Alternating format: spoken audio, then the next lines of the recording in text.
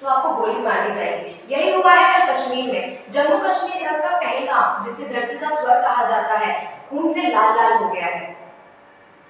जम्मू कश्मीर का पहलगाम घाटी, जिसे मिनी स्विट्जरलैंड कहा जाता है, वहां आतंकवादियों ने गोलीबार के उस स्वर्ग को नर्क बना दिया है। जम्मू कश्मीर में जो कुछ हुआ उसने पूरे देश को हिलाकर रख दिया। बीवी बच्चों के सामने उसके पति को मार दिया, केवल सिर्फ इसलिए कि वो हिंदू था और वो कलमा नहीं पढ़ पाया। और इस हमले की जिम्मेदारी ली है टीआरएफ ने। लश्कर-ए-तैयबा, टीआरएफ क्या है?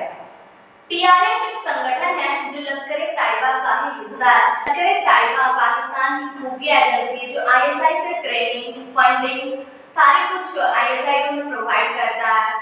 वहाँ आतंकवादी बनाए जाते हैं। पुलवामा अटैक से लेकर 26/11 हमले तक सारी जो भी हमले हुए हैं सारे आईएसआई द्वारा, लश्कर-ए-तैयबा द्वारा ही करवाए गए।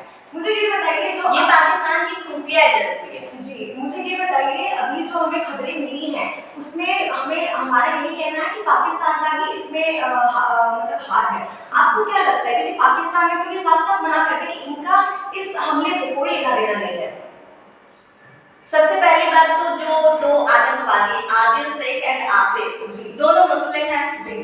दोनों की जो ड्रेसअप थी पाकिस्तानी थी जी बिल्कुल। और दोनों की जो राइफल्स थी, एके राइफल्स पाकिस्तानी, आईएसआई उन्हें ये देता है जी। वो पाकिस्तान से ट्रेंड थे। और दूसरी बात, ऐसी हरकतें पाकिस्तान ही कर सकता है जी, ये तो हर कोई मानता है। तो आप ये मानती हैं कि यही जो बोला गया है, जो पाकिस्तान जो बोल रहा है, सरासर झूठ बोल रहा है? जी, पाकिस्तान के रक्षा मंत्री का बयान मैंने भी सुना था कि भारत के विवाद चल रहे हैं मणिपुर से एंड, तो ये उनका इनर मामला है, अंतरिम उनकी जो भी मामले हैं ये उनके अंदर का मामला है, हमारे इससे कोई लेना देना नहीं।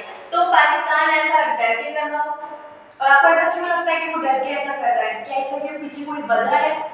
हाँ, वजह बहुत ही सिंपल सी है कि अभी जो भी जम्मू कश्मीर के पहलगाम में हुआ, इसके बाद से भारत के साथ अमेरिका, फ्रांस, चीन सारी कंट्री इंडिया के साथ खड़ी हो गई, सब भारत के साथ एकजुटता दिखा रही है। ऐसे में पाकिस्तान को डर है कि एफएटीएफ या यूएन जैसे संगठन उनके खिलाफ फिर से कोई एक्शन ना ले, उनको फंडिंग ना रोक दे, क्योंकि आपको पता ही है पाकिस्तान की आर्थिक स्थिति, राजनीतिक स्थिति कितनी गई हुई है। वो तो शैली जी, आप मुझे ये बताइए, जो हमें खबरें मिली हैं तो उस हिसाब से आतंकवादी जो है वो बहुत ही आराम से घूम रहे थे पहलगाम में जी। तो आप हमें ये बताइए कि लोगों को शक क्यों नहीं हुआ उन लोगों पर?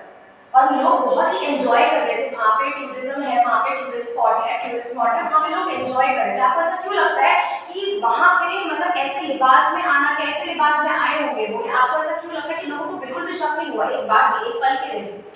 सबसे पहली बात तो ये कि वो टूरिस्ट प्लेस है, वहाँ पे नेपाल से लोग आते हैं, जापान से, कई जगह से लोग आते हैं, क्योंकि वो भारत का मिनी स्विट्जरलैंड कहा जाते हैं। भारत से हम लोग भी जाते हैं कश्मीर घूमने, वहाँ पे पिकनिक मनाते हैं, रेस्टोरेंट जाते हैं, तो वहाँ पे लोग एंजॉय कर रहे होते हैं। और वहाँ पे सुरक्षा कर्मी का रहना आम है, क्योंकि जम्मू कश्मीर बहुत ही सेंसिटिव एरिया है, वहाँ पे सुरक्षा कर्मी, भारत के आर्मी वगैरह रहते ही हैं वहाँ। तो और जो आतंकवादी आए थे उनका ड्रेसअप बिल्कुल सुरक्षा कर्मी जैसा था। उन्होंने लोगों को भ्रम करके उनका फायदा उठाया है। सबसे पहली बात तो पहले जंगल में छुपे हुए थे और अचानक से आए तो लोगों को लगा कि भारत की हमारी सुरक्षा कर्मी है और अचानक से उन्होंने फायरिंग शुरू कर दी। जब तक लोग डरे तब तक लोग भाग ही नहीं पाए और फिर लोगों की मौत हो गई। काफी दुखद घटना है।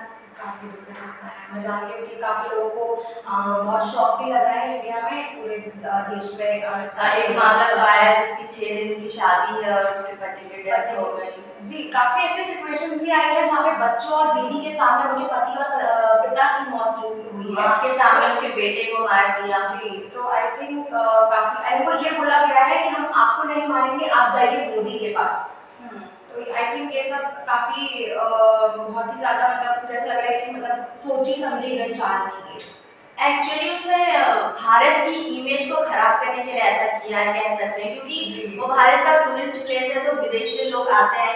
अगर वहाँ पे आतंकवादी हमले होंगे तो भारत की छवि खराब होगी, इसलिए उनकी सोची समझी। पर भारत अभी भी एकजुट है, मैं ये बोलना चाहूँगी, और हम लोगों को को अभी भी साथ दिया है, वो लोग अभी भी हमारा साथ दे रहे हैं और ये काफ़ी हद तक ये सारे कंट्री पाकिस्तान की निंदा कर रहे हैं। जी हाँ, बिल्कुल। अच्छा ये बताइए मुझे, रिपोर्ट्स के हिसाब से 28 लोगों की मौत हुई है, ठीक है? आपको क्या लगता है, क्या गवर्नमेंट हमसे डाटा छुपा रही है? इस बारे में आप क्या कहना चाहेंगी? देखिए, ये कहना तो बहुत वो है कि मैं कैसे बताऊँ कि वहाँ कितने लोग, क्योंकि ना वहाँ हम मौजूद हैं, ना आप मौजूद हैं, जी। ना सरकार मौजूद है।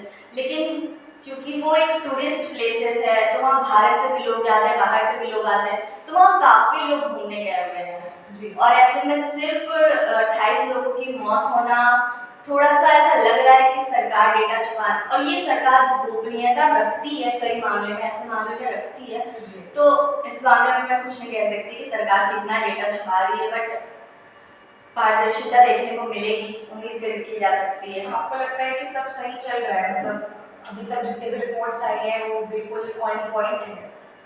अभी से पहले भी जो रेलवे हादसे हुए थे, कई सारे हादसे हुए जिसमें कहा जाता है कि सरकार डेटा छुपाती है, लेकिन अब ऐसा